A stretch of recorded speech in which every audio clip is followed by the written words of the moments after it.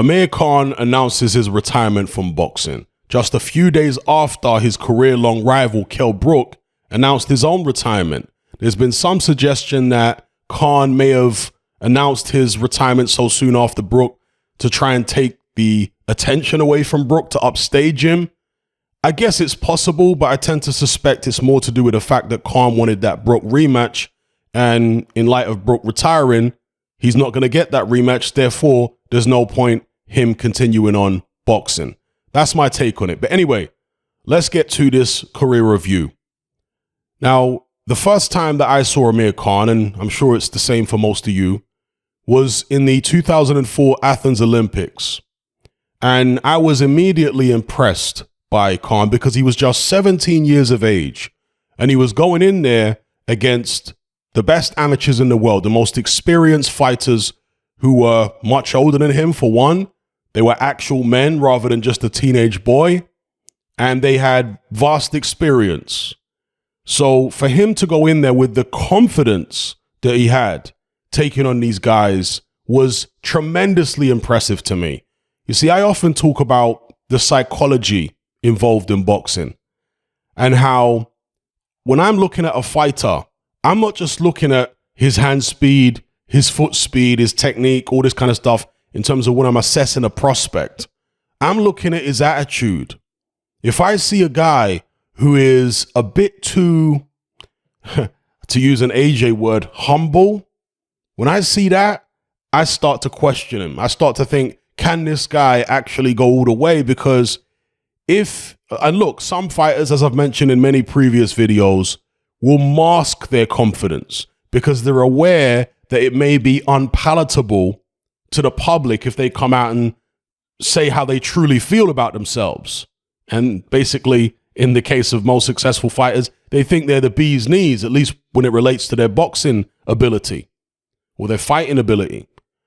So I'm well aware of that. But you can tell from a fighter's body language, sometimes the way they interact with other people, other fighters, whether they truly have confidence, whether they have that deep self-belief. And it's very, very important.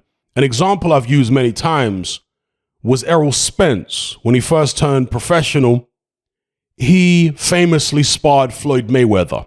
Now, at the time, Mayweather was this huge star, and not only did he have fans among the general public, but he also had fans who were active boxers, including active boxers in his own division, 147 pounds. There were professional fighters, Adrian Broner, for example, right? Who campaigned at 135, 140, I think he started earlier, lower than that, didn't he? Wasn't he super featherweight at one point? But anyway, Adrian Broner was openly saying that Mayweather was his idol and, copying everything that Mayweather did, etc. And it was all very embarrassing. He's an extreme example, but there were also others. There was the likes of Devin Alexander and many other fighters who said they look up to Floyd. This is problematic for me when fighters look up to somebody else in the same division as them. And these are not even just prospects. These are guys who have been world champions. And they're saying they look up to Floyd. Problematic. You should be looking to try and take Floyd's position. That's the attitude I'm looking for. And that's the attitude that Errol Spence had when he turned pro. He wasn't impressed by Mayweather, this huge pay-per-view superstar, this all-time great who's won all these belts and beaten all these people. As far as Errol Spence was concerned, he's just another man. Tyson Fury, same thing when he went over to the Klitschko training camp early on in his career. And he came back, Steve Bunce asked him, was he impressed by what he saw over there with regards to Klitschko? And he said, no, I wasn't impressed at all. At the time, he got a lot of backlash for saying that from British boxing fans. They said, he's lying. He was scared of Klitschko when he was in a... This is the kind of stuff they were saying. I was very impressed by Fury's attitude, saying he wasn't impressed by Klitschko at all. Same way for Errol Spence, and same way for Amir Khan when he was in the Olympics. Because at 17 years of age, most fighters, most people wouldn't have the inner confidence and the self-belief necessary to succeed in this type of competition. in these deep waters with the likes of the Mario Kindelans, etc., who he fought in the Olympics. So if we scroll down here on his amateur career, Khan was a very successful amateur for the UK. And you can see his Olympic journey here, which culminated in that final against Mario Kindelan, where he lost on points. Now, Kindelan, I think, was, if memory serves me correct, a year away or less than a year away from no longer being allowed to compete in Olympic boxing, which means he was towards the end of his amateur career, right? You can see his record here, and that's probably not his full record. I'm sure he had a lot more fights than that. It says 145-16. So Kindelan weren't at the peak of his powers, but still, he was a very, very good amateur. Hence, he was in the Olympic final. So for Khan to go in there and do as well as he did against the guy that experienced was tremendously impressive to me. And I was like, okay, this is a guy we need to watch for his attitude, for his mindset alone. Never mind his physical ability, and he had considerable physical ability, but just his mindset was impressive. So Khan has that silver medal, and that was a close fight, by the way, in the final. He gets that silver medal. There's much fanfare in the UK that there's this silver medalist now. Obviously, Audley Harrison had won gold in the previous Olympics. That was Sydney, I believe, 2000. Audley Harrison won gold. And to speak on Audley Harrison, look, regardless of what you think about Audley as a fighter and even as a man, and I've got plenty of reservations about him, regardless of what you think about him, he did open the doors for the likes of Amir Khan, Luke Campbell later on, James DeGale, etc., etc. There's no doubt that if Audley Harrison hadn't won that Olympic gold, boxing wouldn't have been in such a healthy state in Britain in the following years. There's no doubt about it, because with that Olympic gold medal win came a tremendous amount of attention for boxing in the UK again. And that attention equals money, equals success, and everybody can eat. So Audley Harrison, I know people are going to find it difficult to say out of their own mouths, but he really paved the way for so many people. And to some degree, British boxing owes Audley Harrison a debt of gratitude. I'm being real, because of that success. Prior to Audley's Olympic gold medal, there hadn't been a British fighter that had medaled in the Olympics for many decades, or at least not a gold medal, but it was standard in the Olympics for British fighters to go home empty-handed. That's what everybody expected. Nobody thought that British fighters would be getting on the podium in the Olympic Games. So big change there. Anyway, Khan came out after Audley Harrison in the next Olympics, picks up a silver medal this time, lots of fanfare.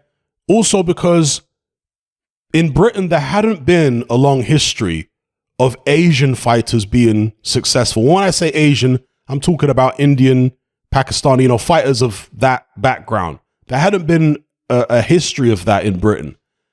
There may have been one or two, but nobody who was particularly successful. Some people might say, what about Prince Naseem? Prince Naseem is not from India, Pakistan in terms of his family lineage. He's actually Yemeni. He's an Arab. So in terms of people from India, Pakistan, very little success for them in British boxing up until Amir Khan came along. So because of that, the community, Asians, particularly Pakistanis, got behind Amir Khan in their droves when he picked up that silver medal. And also many people among the general population in Britain who are not Indian, Pakistani, etc. So yeah, Khan, lots of fanfare after the silver medal in the Olympics. Comes back to the UK, has a few more amateur fights, culminating in a rematch with Mario Kindelan the next year at Bolton's National Stadium. And that was absolutely huge, because I've never in my life, in fact, never before and never since, have I ever seen anything like that in the UK, where an amateur will have a stadium fight against another amateur. And this wasn't about an entire event. This was really just about Amir Khan versus Kindelan. It wasn't like some stacked undercard and it was all about that. No. It was all about Khan Kindling, and they did it in Khan's hometown in Bolton in a stadium. So absolutely huge for that to happen for Amir Khan. And it was a sign of things to come. Khan was a very popular fighter throughout his career, a divisive character to some degree in some circles, but certainly somebody who got people talking and somebody who was compelling viewing. And we'll come on to that. So if we switch over here to his pro career, started out in 2005 fighting David Bailey. Of course, he's up against journeyman early on. And what was immediately apparent in Khan's early fights is how fast he was. And of course, right, first fight in Bolton. And if you see here, the event promoted by Mr. Frank Warren, this is the reason that a lot of fighters stay amateur for so long. Because a lot of fans, sometimes they don't understand why fighters stay amateur for such a long amount of time. And it isn't always the best thing to do. But the reason they do it is because they want to win something significant so they can secure a lucrative professional contract. Because when you're a fighter that doesn't have an Olympic medal or Commonwealth medal or, some high level achievement in the amateurs, you're not going to be offered these big contracts. You're going to have to start off fighting on small hall shows and the like. And that's very, very difficult. Anybody who knows fighters, professional fighters who fight on small hall shows, you'll know that it's really not even worth it financially for many, many years until they manage to get their break. If they ever manage to get their break, of course, most people don't. So anyway, that weren't the case for Khan because he had that success in the Olympics at 17, which is still a tremendous achievement, winning a silver medal at 17 years of age against a very good champion in Kindling. So yeah, Khan turns professional, promoted by Frank Warren. And when you're promoted by a promoter of that size, Warren was the main guy in British boxing at the time, you get the red carpet treatment. So obviously, his early fights, they're putting him in there against journeyman, but it was clear from the beginning that Khan had a tremendous amount of athleticism. Very fast hands, fast feet, quick reflexes, and so on. But the issues started to show relatively early on in Khan's career. Now, there may have been issues in some of these fights prior to the one I'm about to mention, but I can't remember most of these fights, to be perfectly honest with you. The first of Khan's earliest fights that I do remember clearly was the Willie Lamont fight. Now, Lamont, as you can see here, came with a good record on paper, 28-1. But the thing with Lamont is that he had very few knockouts at the time. Here, his career, as you can see, ended up, he's still fighting apparently. I didn't realize that. His career currently is 42-5 with 13 knockouts. When he fought Amir Khan, Lamont, I'm not sure how many knockouts Lamont had, but he had 28 fights at the time, very few KOs. So this was not a guy who was seen as a puncher. Yet Khan was down in the fight in round 6. And so questions were raised over Khan's chin here. Why was he getting dropped by Willie Lamont, who really can't punch? And to be fair, there was a video going round of one of Khan's last amateur bouts where he got dropped in that fight. I think he was against the Southpaw. That footage may still be available to watch on YouTube. So there were some questions from that. But in his early pro career, everything seemed to be going okay until that Willie Lamont fight. People started to ask questions, but Khan came back and he got Lamont out of there, which shows what? Fortitude, shows heart, shows determination, shows that despite a knockdown, he won't be discouraged. A lot of fighters are discouraged. This is not the norm for a fighter to get dropped like that particularly when there's a lot of attention on him, and come back and be able to finish the other guy off. Most fighters, most in that situation crumble. You see, we tend to focus on the successful fighters, so we have a certain perception, but they are a minority. Most fighters are not successful. Most fighters turn pro, they have a few fights, they lose, they either end their careers right there or they go on to be journeymen. Or in the case of people like Johnny Nelson, they improve and manage to elevate themselves above journeyman status and go on to actually become world champions. But again, that's really rare. Anyway, the Willie Lemon fight. First warning signs for Amir Khan that he was maybe a little brittle around the whiskers. Goes into the Graham Earl fight a couple fights later. I remember the Graham Earl fight.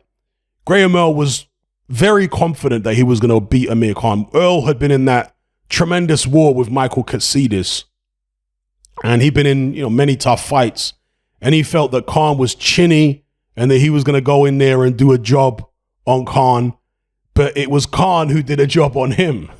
Khan came out like an absolute bat out of hell in the first round, stuck it on Graham Earl and stopped him in one round. And I remember after the fight, Earl couldn't accept what had happened. He was saying, no, I'm still better than Khan, despite what's happened. He felt as though it was some type of fluke.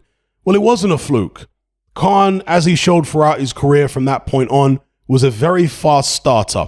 He was a guy who could overwhelm you with speed early in a fight. He was never the most devastating puncher. I want to say he had average power. He wasn't feather-fisted by any means. He had kind of average power, but the speed of his punches was able to catch people off guard. And it's the shots you don't see that are going to hurt you the most. And so because Khan was so fast, he would catch guys cold early in fights with shots they didn't see, and he could get a lot of people out of there quite quickly. And Graham Earl was one of them. Gary Sinclair, I remember that fight going the distance. Khan boxed a very disciplined fight against Gary, however you want to pronounce his name, Sinclair, a little short black guy. Very, very disciplined fight. I was quite impressed with his, again, poise and discipline and the way he stuck to a game plan. It wasn't the exciting performance that he put in against Graham Earl, but it showed that he could stick to a plan, box to a strategy, etc. And at the time, Amir Khan was trained by Oliver Harrison. Later on, he would be with various different trainers from Freddie Roach, Virgil Hunter, etc., etc. We'll come on to that. So the Gary Sinclair fight, I thought was quite an impressive performance, just from a discipline point of view, from a game plan point of view. Sinclair, very tough guy. Didn't manage to get him out of there and went to 12, of course, because prior to that, what's the longest Conor been? Okay, he had been 10 back in 2006. Again, that's a fight I don't remember. But this is a very important box to tick for an amateur. Can you actually go the distance? And how do you look when you go the distance? Are you tired? Or do you do it with relative ease? Khan did it with relative ease, particularly in that Sinclair fight. Then fights, I won't try and pronounce this guy's surname, stops him in 7.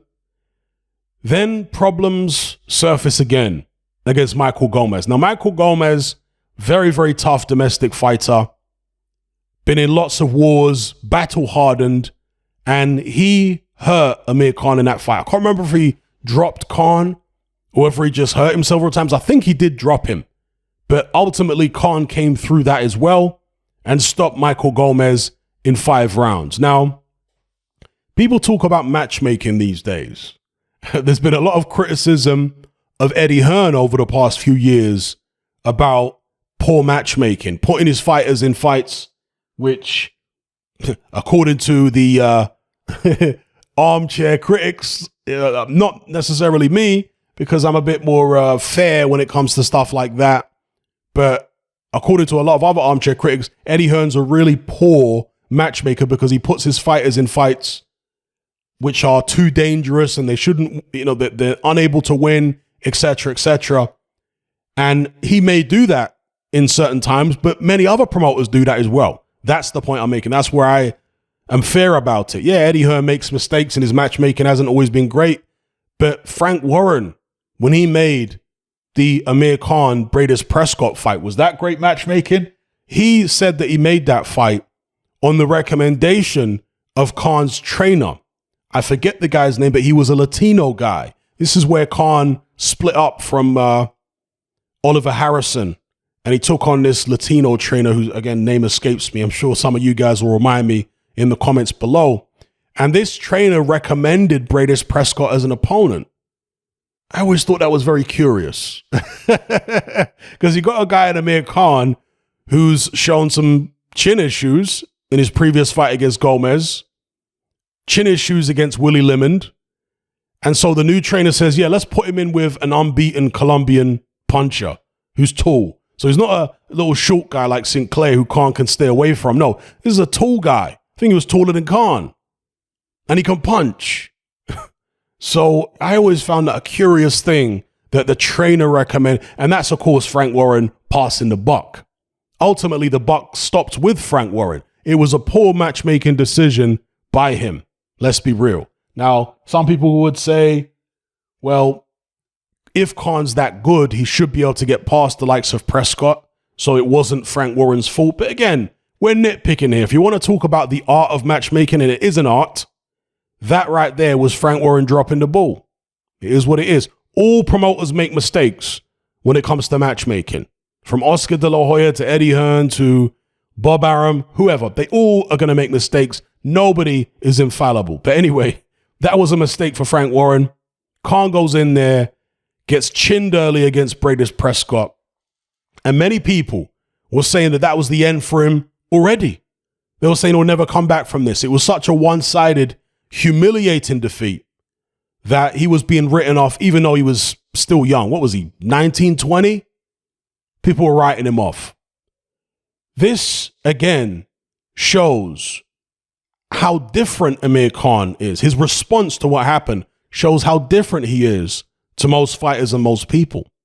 Because yes, most people would crumble under a situation like that mentally.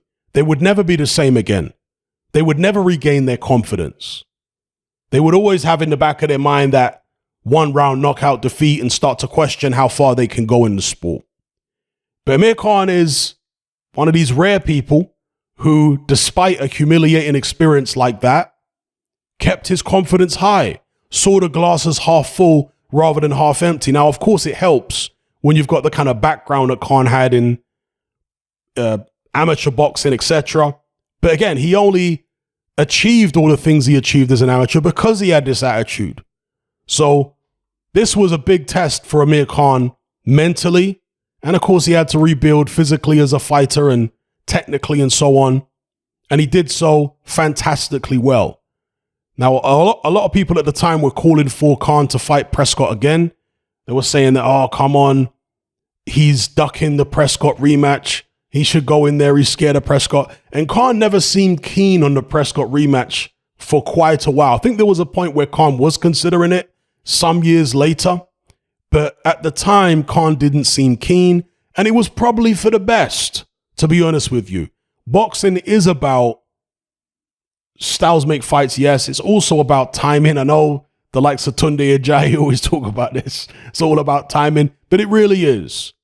You might not be ready for a rematch at a certain time. It might be worth kicking the can down the road a little bit, getting yourself together, then going back in there and rematching the guy. And I think for Khan, it weren't the right time to rematch Bradis Prescott. And ultimately, he went on to beat people who were better than Prescott, people who hit harder than Prescott anyway.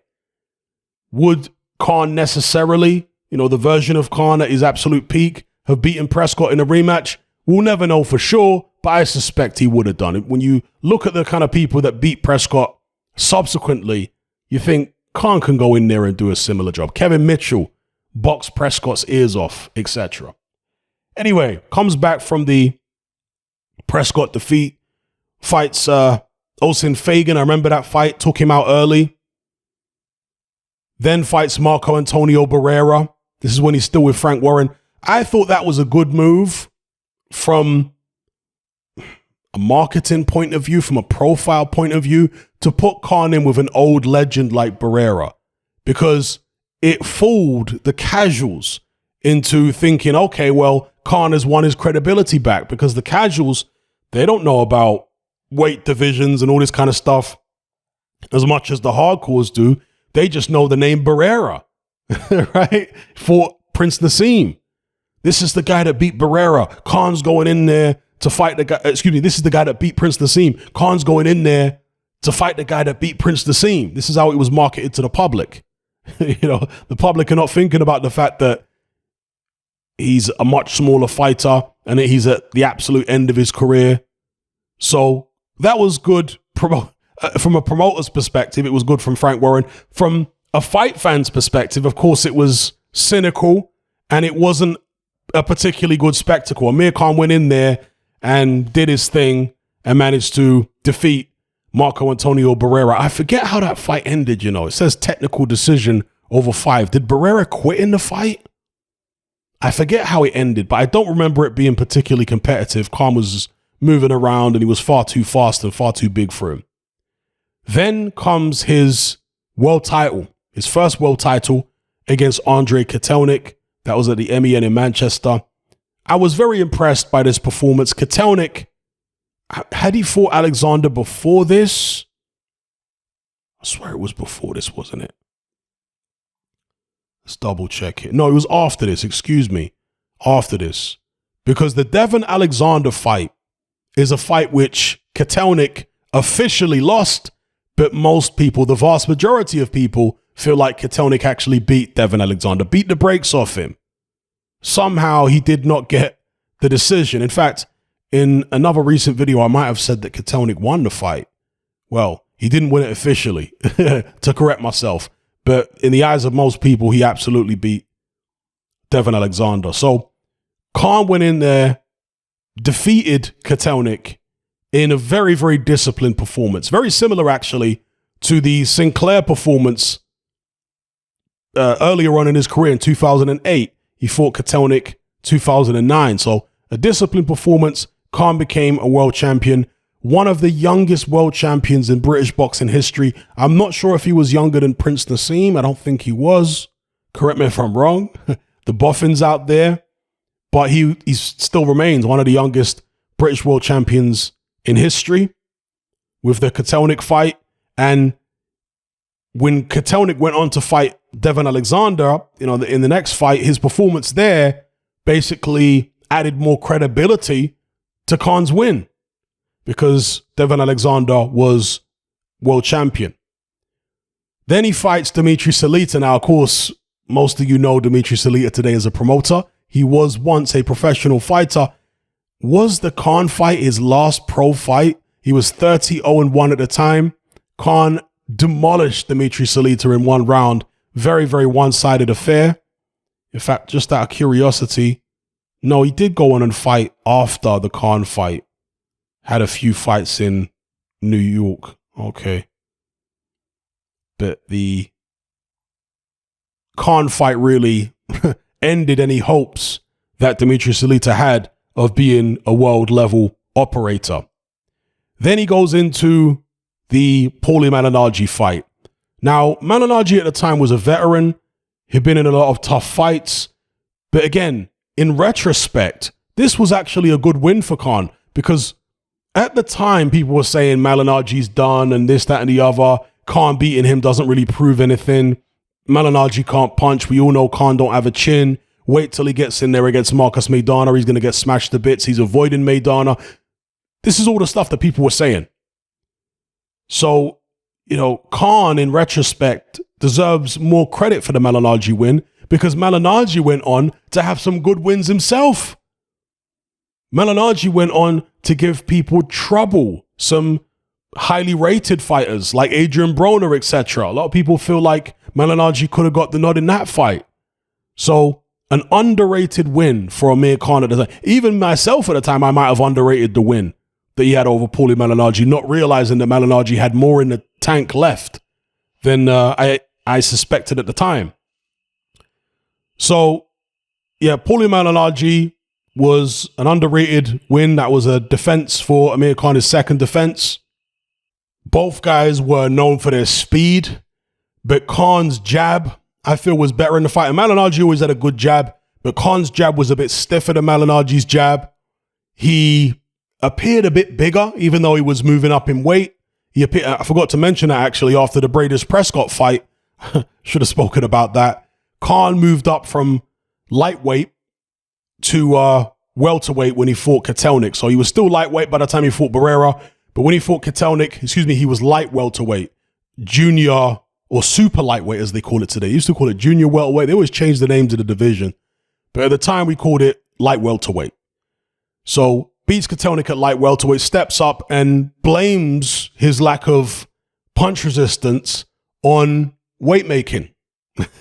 And this would be a theme throughout Amir Khan's career. Oh yeah, I got knocked out, but it's because I was struggling at the weight and I'm going to be much stronger at this new weight. We'd always see interviews with Khan saying, oh yeah, I'm much stronger at the new weight. Take a shot much better. So anyway, against Paulie Manning, he looked like the bigger guy in there. He was certainly the stronger guy. Both guys were fast. Khan's jab was very, very good. And he managed to stop Manning on his feet in the 11th round. Manning, always a tough guy, always fighting until the bitter end. And he did in that one as well. But Khan managed to beat him and Manning had to tip his hat. The next fight against Marcus Maidana. Now, this is one of the predictions I'm most proud of. I predicted back on my old channel that Amir Khan would beat Marcus Maidana. I'd seen Maidana fight several times, and I weren't particularly impressed, to be honest with you. I didn't realize how good Maidana was. Maybe if I'd seen Maidana against the likes of Mayweather and all that kind of stuff sooner, and what I'm saying is, if Maidana had fought Mayweather prior to fighting Khan and performed to a similar level as he did when he eventually fought Mayweather, then perhaps I would have seen it different, you know. But the fights I'd seen of Maidana, I think he had fought Ortiz, he'd fought a number of people, and yeah, he could punch, but I saw a guy who was very easy to hit. I saw a guy who had slow feet and slow hands, and I thought, okay, if Khan's disciplined, he can beat this guy. And we don't know how good this guy's chin is. He's been on the floor multiple times against Ortiz. He was also dropped by some journeymen in Argentina, like really heavily. I remember that fight used to be on YouTube. So I was thinking to myself, a fast starter like Khan, if he fights a disciplined fight, you know, perhaps he gets Maidana out there early. If not, he should, with his speed, be able to box to a decision. So I was quite confident that Amir Khan was going to win this fight.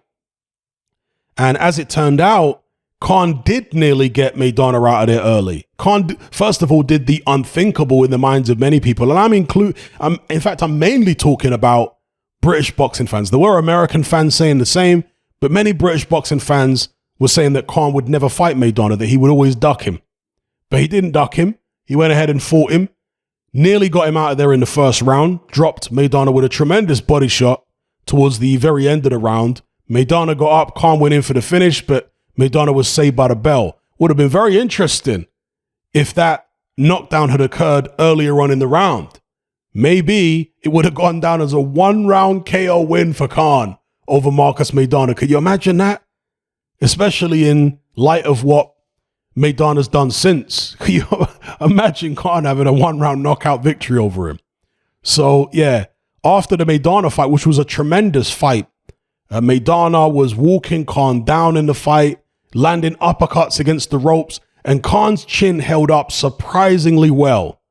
And at the time, of course, Khan was working with, I forgot to mention this, at some stage, it may have been right after the Prescott fight, he switched from, was the guy called Sanchez, the trainer he had at the time? I think it was Sanchez, something Sanchez.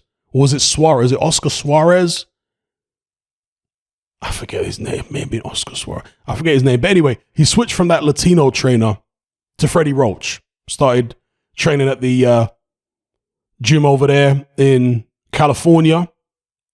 And Khan really thrived and flourished under Roach. I think just being around all the champions in the gym, the attitude they have, and so on, more so than the technical side of things. Obviously, Freddie Roach knows certain things about boxing, but he was more known for, teaching aggressive fighters how to be the best aggressive fighters they can be.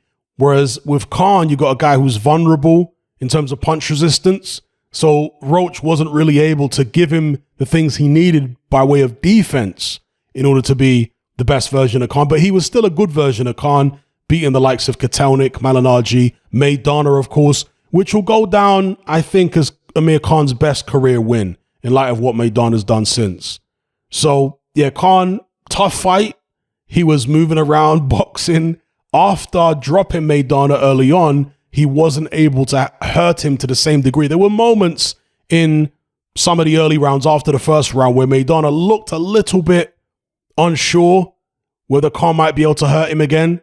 But ultimately, he built up a head of steam and he was marching forward, trapping Khan on the ropes, hitting him with shots. Khan was taking him surprisingly well. With Khan hooking up with Freddie Roach, he was also working with a strength and conditioning guy called Alex Ariza. And he apparently did a lot of work on Khan's legs, strengthening those legs. And Khan credits Ariza for, partly at least, allowing him to take a better shot against Maidana than we'd ever seen before. Because if a guy like Willie Lamont is putting you on the canvas and Michael Gomez, these types of guys, what's Maidana going to do to you? Miraculously, Khan was never down against Maidana. It was close in that 10th round. That was a hellacious 10th round that Khan went through where he was badly hurt. And a lot of people say that the referee helped Khan out and so on. But whatever the case may be, Khan did tremendously well to survive, even if the ref did help him a little bit. Tremendously well to survive because he was absolutely gone. But he stayed on his feet, took a hellacious beating, and actually had some success in the subsequent rounds, in round 11 and round 12. So, at the end of the day, Khan managed to get the victory there. He finished the fight looking far worse off than Maidana. And most of that damage was done in the 10th round. So Khan's face was busted up. Maidana looked relatively unscathed. It's only that body shot that really hurt him. Khan didn't seem to be able to hurt Maidana with headshots.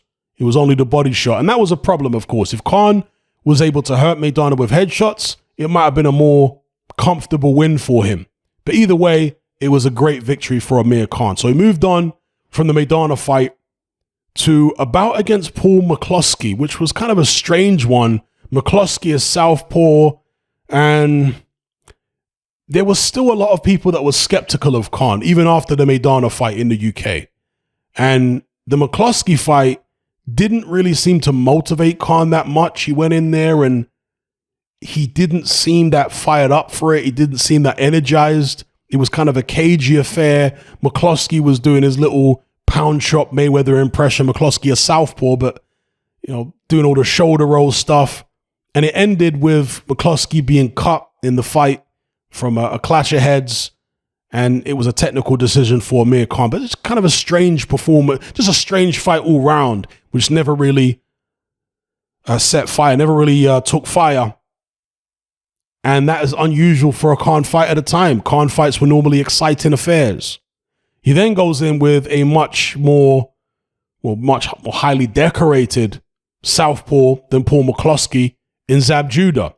Now, again, Judah had seen better days, but Judah actually did pick up a couple decent wins after the Khan fight. So perhaps the Judah fight, in retrospect, was also a bit of an underrated win at the time, or underrated win now in the context of the way Judah's career played out since. Although I'll say the Malignaggi fight was still a better win in light of all we've seen since. Because Malignaggi, didn't he fight Judah and win as well? I think he did, didn't he? So many fights, you forget them all. You forget a lot of them. So after the Judah fight, which was an impressive win for Khan, it wasn't competitive at all. Khan went in there. In fact, I think Judah was coming off some big KO win. Didn't he KO some African guy who was a prospect prior to that? Yeah, here we go. Speaking of Vernon Paris, this was an undefeated guy who Zab Judah stopped right after Khan. This is one of the fights I was talking about. Well, the other fights aren't really of note, but this is the one I was talking about where he stopped this Vernon Paris guy right after losing to Khan in one-sided fashion. But yeah, he was coming off this win here against Mabuza, Kaiser Mabuza. That was basically a one-punch job. He catches Kaiser Mabuza with one punch. I'm not sure if the fight was over after one punch. I forget now. But it was effectively over. Even if there was several knockdowns or whatever the case may be, it was effectively over after Judah caught him with that one big left hand. And from what I recall, Judah wasn't in great shape in that fight. I don't mean great shape as in terms of he wasn't fit. I mean, he wasn't looking good. He was actually taking some stick in that Mabuse fight, but he catches him with a big left hand, stops him, and he was talking about getting Khan with that big left hand. And, you know, the funny thing about it is Judah was playing on this idea that Khan had a poor chin, but Judah never had a great chin himself. We all remember the Costa Zoo fight where Judah famously was knocked out badly, and he was so gone that after he got off the canvas, he started pointing at the ref as if it was the ref's fault when he got caught with a clean right hand. I don't think Judah's chin was ever as bad as Khan's chin, but again, he never had the greatest set of whiskers. Anyway, Khan managed to dispatch of him. He then goes into the Lamont Peterson fight, and at this stage, of course, Khan is racking up the defenses, right? He beats Kotelnik. He defends against Salita, Malignaggi, Maidana, which was a real big win. And that win right there against Maidana, well, the two wins, Maidana, Malignaggi, really raised Khan's profile in the United States. People started looking at this guy like, okay, maybe this English kid can actually fight, particularly the fact that he was based in America at the Wildcard Gym under Freddie Roach. He started to gain credibility because the attitude in America for the longest time is if you're any good, you'll come and fight in America. You won't hide over there in your country and have all your defenses there. No, you'll come to America. So until you do that, we don't really take you seriously as a world champion. Now, there was a time in boxing where that mindset and that attitude may have held some water. There may have been some truth to it, but it's not so much the case now in most weight divisions, I would say. Because if you look at the landscape of boxing today, it's not dominated by America to the extent that it used to be. Yeah, there are lots of fights that take place in America, but how many of them are foreign fighters? Canelo Alvarez, a foreign fighter. You know, Jaime Munguia, a foreign fighter. Manny Pacquiao, of course, for many years, a foreign fighter. In terms of American fighters, how many of them are number one in their division right now? You got Charlo at 154. You got Spence Crawford at 147. Other than that, who? The heavyweight division is dominated by Europe. Cruiserweight is Europe. Light heavyweight is who you got? Bivol, and you got Joe Smith Jr., I guess he's an American. But he wouldn't be considered the best in the division. And of course, you got Beterbiev. So it's really dominated by Europe. Super middleweight, Canelo, that's Mexico. Middleweight, well, you got one of the Charlos, but you also got Triple G, you got Munguia, so that's undecided. You certainly can't say Charlo is the number one at middleweight. Light middleweight I've spoken about. Welterweight I've spoken about. Light welterweight, you've got Josh Taylor as the undisputed champion. I know they just stripped him of one of the belts, but he's undisputed, so that's Europe. And even if you want to say that Josh Taylor lost his last fight against Cattrall and got a gift decision, Cattrall's from the UK too. So we can go on down the line. Yeah. These are people who primarily fight in their own country. Josh Taylor has, of course, fought abroad and done this, that, and the other. But the point I'm making is this perception that Americans have that you're no good until you come to the States, it's not really valid anymore for the most part. So anyway, during that time, this perception was even more widespread than it is now.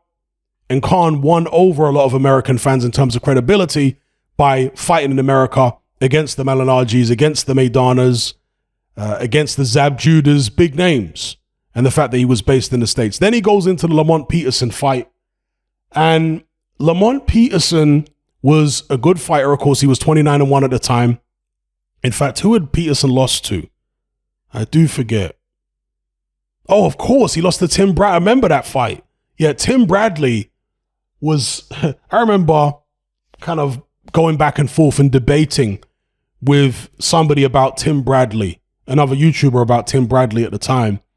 And they said that Bradley just gets through fights on heart and he really doesn't have much by way of boxing skills and so on. And I always said, no, Bradley can box. Did you see him when he fought, for example, Lamont Peterson? I always used to bring up the example of the Peterson fight because Bradley, being a shorter guy, actually fought Peterson on the outside. He fought him on the inside too, but fought him on the outside for the most part in that fight. Actually, did he drop him or hurt Peterson? He definitely hurt him. I can't remember whether it was a knockdown, but Bradley boxed really, really well in that fight. That was Peterson's only loss going into the Khan fight. And Peterson had a good all-round set of skills. He could come forward. He could box on the back foot a bit. He was kind of a jack of all trades, but a master of none. Khan was a favorite going into that fight, but bizarrely, he decided to fight Lamont Peterson, who was, I think, of voluntary defense. He decided to fight Peterson in his own hometown of Washington, D.C. I mean, you're just asking for trouble doing stuff like that. If it's a mandatory challenger, if you're fighting somebody who's, let's say, a big superstar, and you as a champion are not as well known as the challenger is, then you might do something like that. But that weren't the case with Lamont Peterson. He weren't some big superstar. I don't think he was mandatory. He might have been mandatory for one of Khan's belts. Let me not say he weren't mandatory. But either way, fighting Peterson in his hometown, you're just asking for trouble. And trouble is what you got. Khan started well. He dropped Peterson early. And again, as I say, this was a theme in Khan's career. Fast starts, dropping people early. Managed to drop Peterson early. But from, I want to say, second, third round on, Peterson just started sticking it on Amir Khan. He was backing him up. He was getting him against the ropes, unloading with combinations and bullying him in there. Khan was having to move far more than he wanted to move. You know, there are certain fighters who, when they get on their bike and move around the ring, they never seem in a hurry. Even though they're moving around, they're not panicked. They're moving around at exactly the pace they want. You can tell that they're still fully in control of the fight. A great example, of course, would be Floyd Mayweather. But with Khan, that wasn't usually the case. When he was moving around the ring, with the odd exception like Kotelnik, the Sinclair fight, and so on, when Khan was moving around, he was usually in a panicked state. And there was a sense of inevitability in a lot of fights that Khan was going to get dropped and hurt because he was having to move around so much, far more than he wanted to. Now, against Lamont Peterson, he was moving around a lot more than he wanted to, but Peterson didn't have the power to be able to take Khan out. So it turned into a very, very good fight. And I actually seem to remember Khan hurting Peterson. Well, we know he dropped him in the first round, but later on in the fight, I think Khan hit Peterson with an uppercut at one stage, which actually hurt Peterson again. So it was a real good fight, a tough fight, a close fight, which Khan lost on the scorecards. Very, very controversially. A lot of people feel like Khan was jobbed and that he should have got the decision, including a lot of Americans at the time who were saying that, yeah, you know, Khan probably should have got it, from what I remember anyway. And funny enough, there was a character who was spotted at ringside, I think talking to the judges or having some kind of interaction with the judges, a man in a hat who in the press and among the fans, they called the Hat Man. So yeah, this Hat Man was allegedly involved in, I don't know, I can't say fixing the fight, but tampering with the scorecard somehow, convincing the judges to give rounds to Peterson. This is what people were alleging. I'm not saying that was the case. This is what people were alleging at the time. So Khan suffers that loss to Peterson. He's very angry. He wants a rematch with Lamont Peterson. He's very, very upset.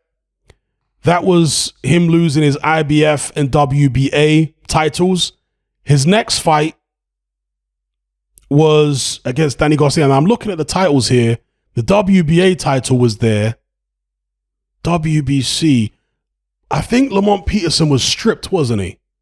Because he got caught for testosterone, elevated levels of testosterone. And I think they stripped him. And did they give the title back to Khan? I think they gave the title back to Khan. It's been a long time since I saw that fight and remember how it went down. But just looking at it here, okay, fights Khan here. Yeah, still has the IBF belt going in. And I remember him getting blitzed by Matisse. But I think, you guys correct me if I'm wrong, he was stripped because they found that he had an elevated level of testosterone, abnormally high testosterone. And I think he said he had been, taking testosterone therapy or whatever you want to call it, but hadn't declared it. And so the WBA stripped him and gave Khan back the belt. I think that's how it went down. So Khan then went into the Danny Garcia fight, despite coming off a loss, still as a champion. And the Danny Garcia fight was a unification. Now, full disclosure, I did not think Danny Garcia would beat Amir Khan. I remember talking to Errol Jarrett at the time. Shout out to Errol. We were having a conversation on Facebook about Danny Garcia because Garcia was relatively unknown. Even in America, not that many people knew about him. And me and Errol Jarrett were watching the Danny Garcia, which fight was it? I think it was the fight against, what's that British fighter? I forget his name now. From the Mozart estate in northwest London. What's his name? Theophane, Ashley Theophane. We were watching the Danny Garcia Ashley Theophane fight, and we both remarked how frequently Theophane was able to land right hands on Danny Garcia. I mean, it was constant right hands on Garcia, and there were some people saying that Theophane actually won that fight and was unfortunate not to get the decision. And so when I looked at that fight and other Danny Garcia fights, I thought this guy's going to be too slow for Khan. Khan's going to be able to hit this guy at will. And if he doesn't stop him, he's going to win a wide decision. So I did not expect Amir Khan to lose against Danny Garcia. And Danny Garcia didn't come into the fight with a reputation as a puncher either, nor did he come into the fight with a reputation as being a pressure fighter. This is a guy who would stand in the middle of the ring, slow feet, wasn't really good at tracking people down and so on. And I thought that if Khan was able to get through a guy like Maidana, who is a good pressure fighter, who, at least on paper, hits a lot harder than Danny Garcia, Khan should be able to beat Garcia. He should be able to, use his range and use his speed to not get caught and beat this guy. But the most memorable thing, one of the most memorable things in the run-up to the Danny Garcia fight was Angel Garcia and his antics. That's the first time that I'd seen Angel Garcia. And he was very disrespectful towards Amir Khan. He was saying a lot of near-the-knuckle stuff. But he was obviously doing it to try and get under Khan's skin so that Khan would come out and fight reckless. And it worked an absolute treat because that's what Khan did. He bit and he came out and tried to knock Danny Garcia out early. He was very, very aggressive, and Khan was often aggressive in fights, but at the top level in boxing, you need to be careful with that because you have much better counter punchers the higher you move up, much more skilled fighters. And Danny Garcia, as we came to find out, or I came to find out from that moment on, was a very good counter puncher, particularly with the left hook. So Khan goes in there. He's trying to knock Danny Garcia out early. Garcia's a bit overwhelmed by the speed in the first couple rounds, but then he manages to become acclimatized to the speed, and he drops. He was actually cut in the second round, I remember. It says here, he drops Amir Khan in the third round with a peach of a left hook.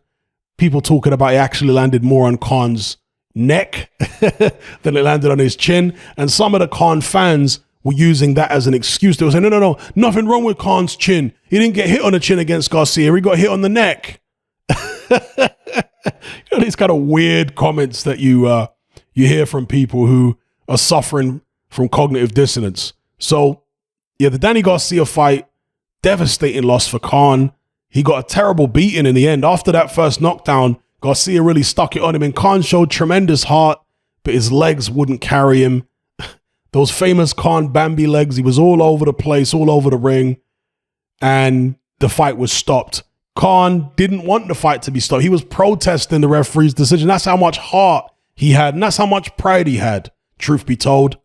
But Danny Garcia walked away with a victory, and it was onwards and upwards for Garcia from that point. He went on to defeat Lucas Matisse in a tremendous performance, and so on.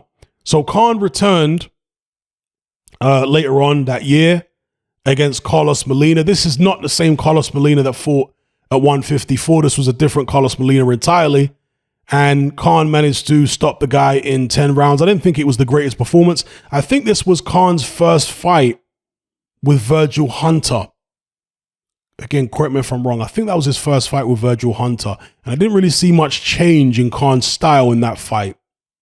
He then went in against Julio Diaz.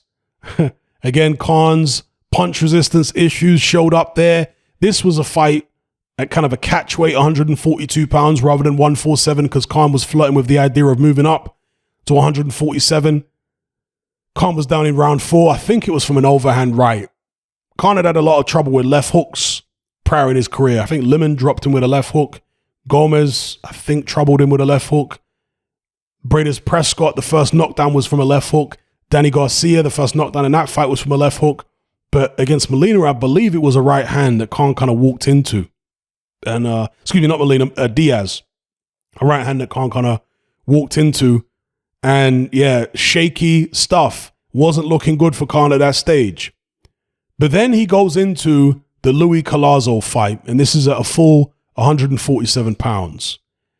Now, Collazo, although he was never one of the elite guys, he was always a tough man, a dangerous operator. He was the kind of gatekeeper who would find people out. If you were not supposed to be at world level, you wouldn't get through a guy like Louis Collazo. Andre Berto, for example, many people feel like he lost to Louis Collazo when they fought. I think that's when Andre Berto was champion, right? And gave Berto a very tough time, hurt Berto in that fight. Ricky Hatton had a very tough time against Louis Collazo. Many people feel like Hatton lost that fight as well. So going into the Collazo fight, it was certainly my perception of it, a very tough test for Khan in light of him being knocked out, losing to Lamont Peterson, knocked out by Breidis Prescott, all the stuff that happened prior in Khan's career at lighter weights. Going in there against a guy like Collazo, to me, this was a dangerous fight. Khan put on a fantastic performance against Louis Collazo. He went in there and boxed perfectly from a strategic point of view, dropped Collazo several times, beat him up, and really for me, in terms of a technical performance, that was one of Khan's very best. I would say Collazo, Devon Alexander, and Kotelnik were Khan's best performances from a technical point of view. Maidana may be his best win, but I'm just talking about technical and sticking to a game plan, etc. Those 3 fights. Excuse me.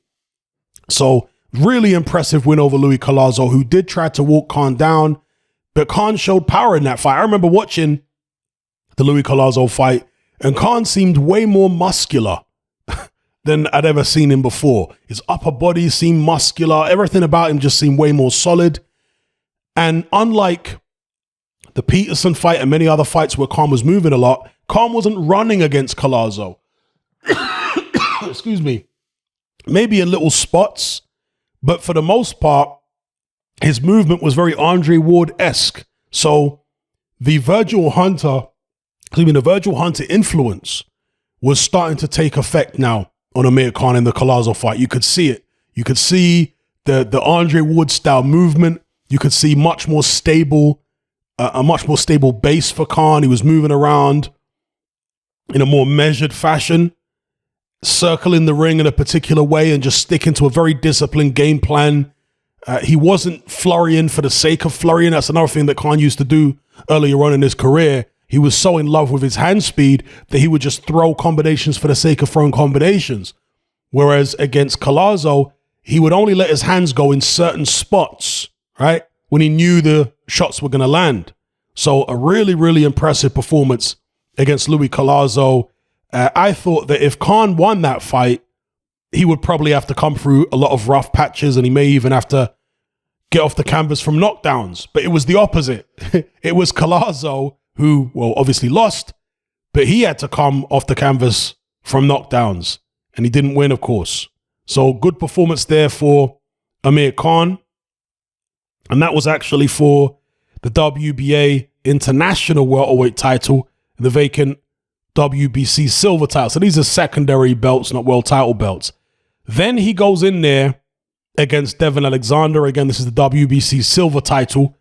Alexander, a good fighter, a southpaw, who, by the way, in Marcus Maidana's whole career, nobody beat him more convincingly than Devon Alexander. And Maidana always had trouble with southpaws, to be fair, But Alexander beat the brakes off Marcus Maidana. He beat Marcus Maidana so badly that I didn't think there was any way back for him. I thought Maidana was done because that fight was such a comfortable win for Devin Alexander against Maidana. He absolutely just dominated him over the distance.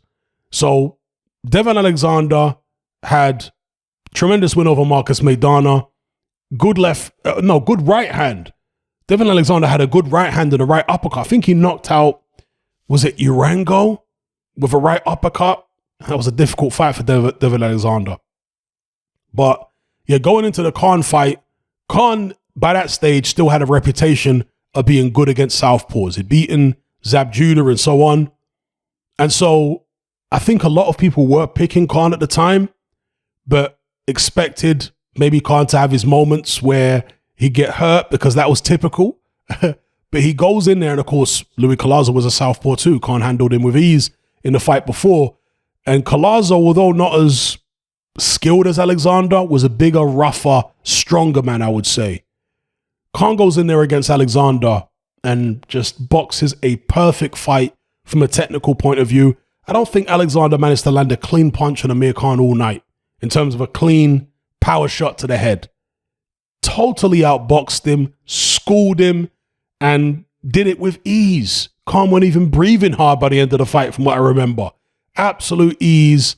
Khan looked like he was flying again at that stage. He then goes into a fight against Chris Algieri. Now, bear in mind, Chris Algieri had campaigned at a lighter weight, at 140, just like Khan. And he had been on the canvas multiple times against Manny Pacquiao. He also, when he won the title against Provodnikov, I think he was on the floor, wasn't he? Against Provodnikov. Came off the floor to win that fight on points. So Algieri was never known as a pressure fighter. Algieri was known as a fighter similar to Khan, who would move around a lot, etc. He wasn't known for his strength. But Khan went in there against Algieri, and he made Chris Algieri look like George Foreman. Because Algieri was bullying Amir Khan around the ring. And I was thinking, wow, Khan really still lacks physical strength, because I was quite impressed by his strength in the Collazo fight. I'm not saying he was necessarily stronger than Collazo. Collazo was the aggressor, but he wasn't getting bullied the way he was getting bullied against Alexander. So to me, that was indicative of him having increased physical strength since he was at 140 pounds. But against Chris Algieri, I don't know where that strength went, because Algieri was pushing him around and bullying him the whole fight.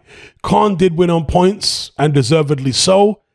But to me, it was a little bit of a shaky performance where I think Khan was actually buzzed a couple times in that fight. And again, a guy like Chris Algieri, not a big puncher, managed to buzz Amir Khan. Then, of course, he takes the fight against Canelo Alvarez. Now, that was one of the most shocking turn of events I have ever seen in boxing. Never in my wildest dreams at that point in Amir Khan's career did I think he was going to announce a fight against Canelo. Unbelievable. And it was at middleweight, wasn't it? It wasn't at 154, or was it at Canelo weight? It used to be what we call Canelo weight. Let's go back and look here. Yeah, 155 pounds. So it was at Canelo weight. So this was basically a middleweight fight, which Canelo was fighting at 155. And the whole point of that, by the way, because that didn't benefit Canelo. Why would it benefit Canelo fighting at 155 against a welterweight? You know, it doesn't benefit him at all. The reason he was doing that is because at the time, he was trying to avoid a Triple G fight. Let's be real. Canelo ducked Triple G for a long time before he eventually decided to get in the ring with him. And I think that the performance against Danny Jacobs, where Golovkin struggled, may have been the reason why Golden Boy and Canelo decided to then, stop running away from Triple G and instead run towards him and take the fight. I've seen some people online, some idiots, brain donors, who have been saying that it's ridiculous that all these matchroom casuals were saying that Tyson Fury ducked Dillian Whyte. Ha, ha, ha, ha, ha. Look what happened. That doesn't make any sense. There is such a thing as ducking a guy at one stage of your career and fighting him and beating him later on. That is a thing, And so just to go into the Tyson Fury Dillian Whyte situation, Tyson Fury had the opportunity to fight Dillian Whyte a long time ago and he turned it down. That's a fact. Now, was Tyson Fury afraid of Dillian Whyte? As I said back then, no, I don't think Tyson Fury was ever afraid of Dillian Whyte. But he's a guy who weighs up risk reward. And I don't think he felt the risk was worth the reward at the time. But subsequently, Dillian Whyte got knocked out by Povetkin. So now he doesn't look quite so threatening. Now he doesn't look quite such a risk because he's been cleaned out by Povetkin.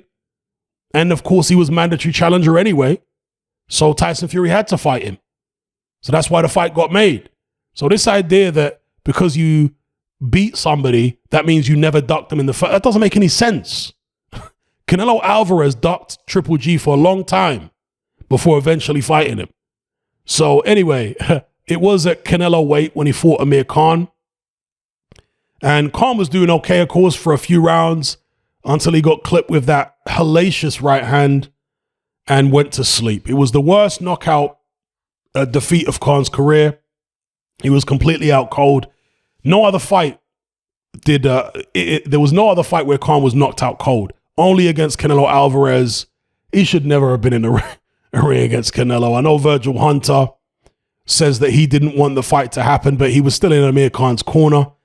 If he was that much against it, he should have refused to train him for the fight. I know Virgil Hunter's quite emotionally attached to a lot of his fighters. He's kind of a father figure. And that worked well for Khan, actually. I think that from a technical point of view, at least, Khan produced his best work under Virgil Hunter. But certainly against Canelo Alvarez, it was never going to be enough. The guy's far too big and strong, and he knocked Amir Khan into another universe in that fight. Khan came back 2 years later, so there was a big layoff between the Canelo Alvarez fight and the Phil LaGreco fight. And we can really mark this as the point that Khan's career was over. When we look back in retrospect, Khan was done at this point. Now, he had a little bit left, but as a championship level fighter, he was done after he was wiped out by Canelo. Came back against Phil LaGreco. LaGreco, very cocky, Italian-American guy. Khan knocks him out in one round. You know, the fanfare starts again. Goes in there against Sammy Vargas. Drops Vargas early, but then Khan gets dropped himself in an up-and-down affair against Sammy Vargas. And that's how many Khan fights went. He would start fast, sometimes hurt you or drop you early, but if he couldn't get you out of there, and very often he couldn't, he would end up being dropped himself later in the fight, and it would turn into this long, drawn-out affair once the opponent got used to Khan's speed. It wasn't so much Khan's power, it was his speed. He had kind of average power, but tremendous speed. So he would just catch you with shots that you wouldn't expect, that you wouldn't see, and that's why you'd end up on the floor. He'd catch you cold because of the fact he was also, you know, a fast starter. A lot of fighters, most fighters, don't start as fast as Khan. So he would catch guys cold a lot of the time. That was the case in the Vargas fight. Then, of course, let's cough for a second. Then he goes on to fight Terence Crawford the next year. And, you know, I remember thinking about the Crawford fight and saying, well, Khan does have this speed and Crawford's more of a technical fighter and he's coming up from a lower weight division. Maybe it could be interesting. You know, let's see what happens. Terence Crawford dealt with Amir Khan easier than I thought he would. He went in there, hurt Khan early, dropped him a bag of times, and made Khan quit. And that was the first and only time in Khan's career that he ever quit, was against Terence Crawford. He quit in that fight. And I'm just being real. I'm not one of these people who tries to hold this quit thing as a badge of shame against fighters who quit in tough fights when they're losing. The way Khan was losing against Crawford, had been down several times. And Khan had been knocked out badly earlier on in his career. And many people, when he quit against Crawford, they were saying, oh my God, Khan's got no heart. It's like, bro, the amount of heart that Khan showed in his career up until that point, how can you be mad at him for finally quitting in a fight? Holyfield quit in a fight. One of the greatest warriors you'll ever see at heavyweight quit against Sherman Williams. Yeah? So if someone as great as Holyfield quits in a fight, and don't get loads of stick for it, why does Amir Khan get loads of stick for quitting in a fight, which he was clearly losing? He'd been down, he'd been hurt several times. Like, cut the guy some slack. Everybody has their limit.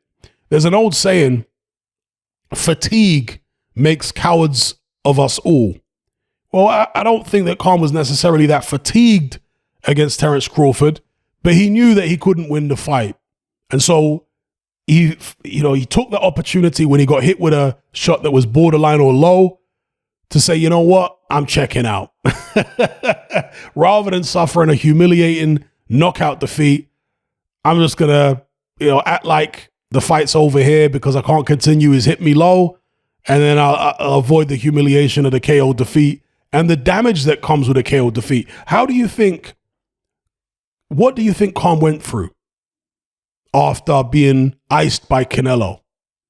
When guys get knocked out that badly, you don't just wake up the next day and everything's normal. No, there are neurological symptoms that you suffer, sometimes months and months ongoing from a defeat like that. People don't really understand the physical damage that fighters take. It's not just on the night or the day after. Sometimes it can go on for months. Neurological symptoms and what have you. So for a guy like Khan to want to avoid that happening to him again, I can't blame him for what he did against Crawford.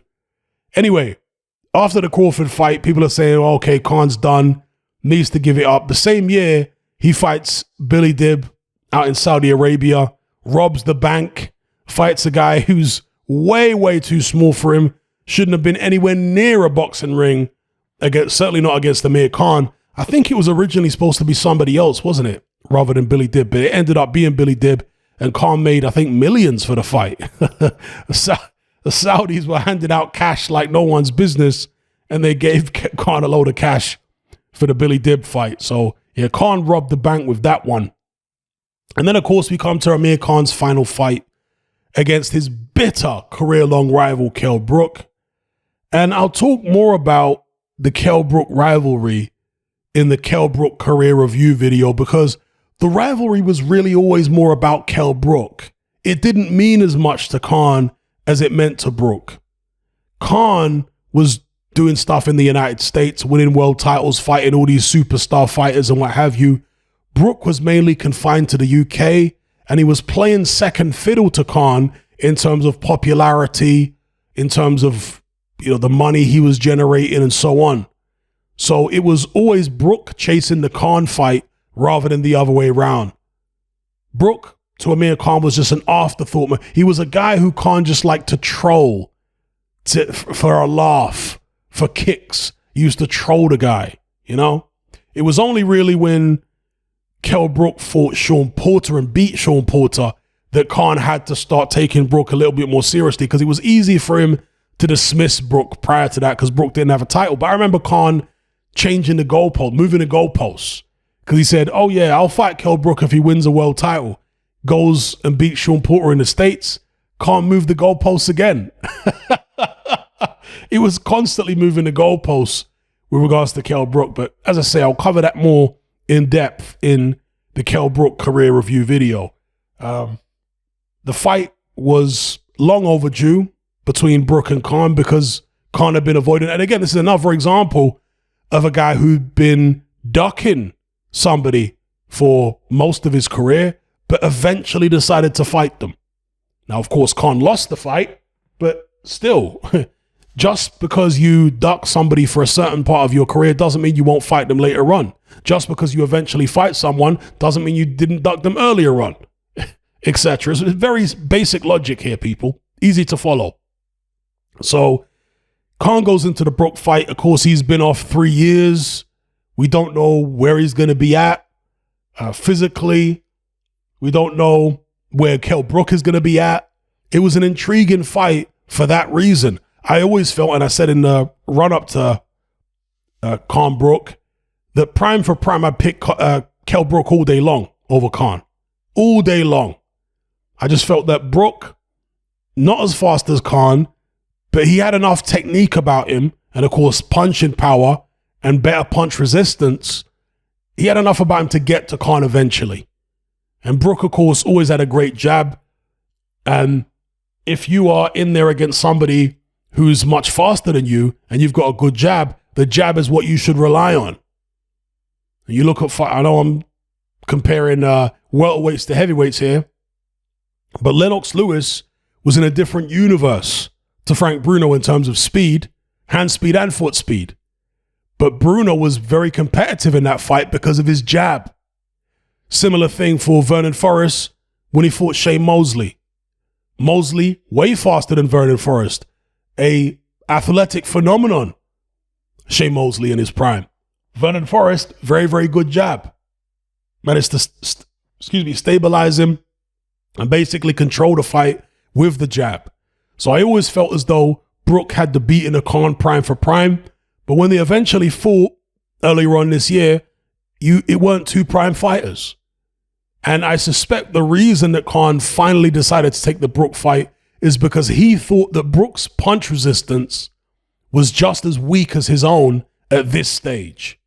And he even talked about the fact that he thought that Kell Brook's chin was gone, given the fact that he was stopped with a jab, quote unquote, against Terence Crawford. So I think that's what made Khan jump up and say, okay, now's the time to take Brook because he doesn't have the advantage of better punch resistance than me anymore.